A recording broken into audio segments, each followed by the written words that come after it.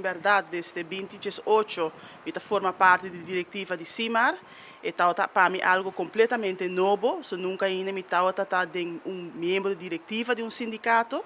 e na 2018, ora bem, me agora tem diferente reto de ensinança que está canando hopi anos caba,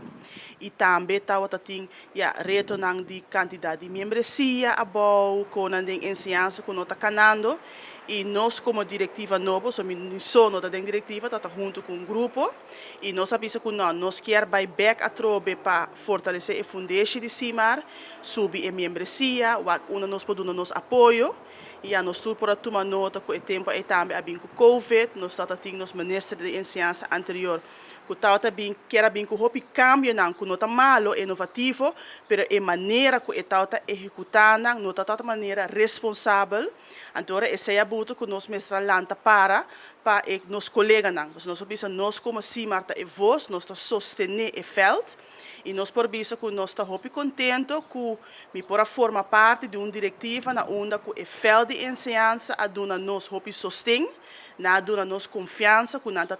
chega a nós, ora que nada sente que nada tem problema, ora que nada tem problema e aí nós por ajuda não, então brinda sostém.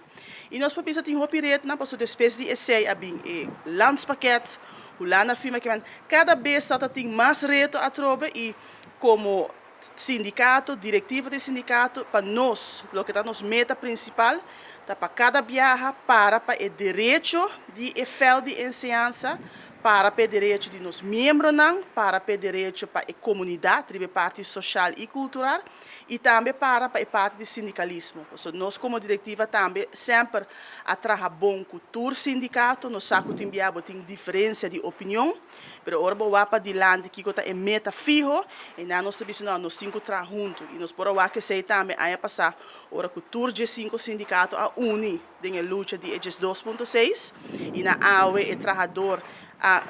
receber back 5% a cambio de nada. Então, nós sabemos que nós temos um reto e den reto aqui nós podemos a confiança em CIMAR a crescer, nós arranjamos mais membros e essa para nós é parte importante, porque nós estamos para aqui não papel de ensinança e se não tem confiança em nós, então assim nosso trabalho muito difícil